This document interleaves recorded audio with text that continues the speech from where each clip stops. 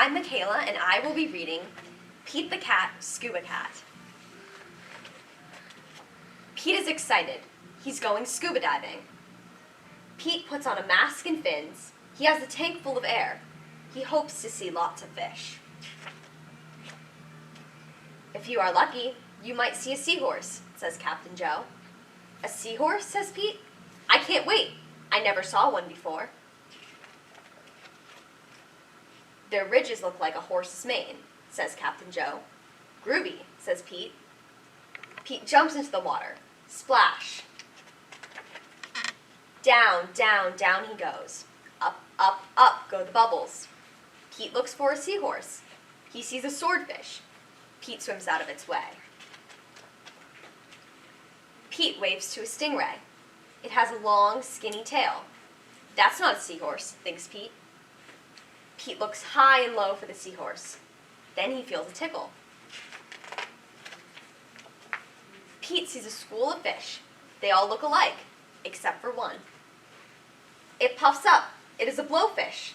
It's not a seahorse. Where could one be? Pete looks in the rocks. What is that? It's an octopus. It has 8 legs. It's not a seahorse. Pete feels a tickle. What could it be? Pete turns. He sees a cave. Is there a seahorse inside? Pete sees a crab with claws. A seahorse does not have claws, Pete thinks. The cave is getting darker. Pete feels a tickle. Then he sees an eel. Pete swims past it. It is too long to be a seahorse.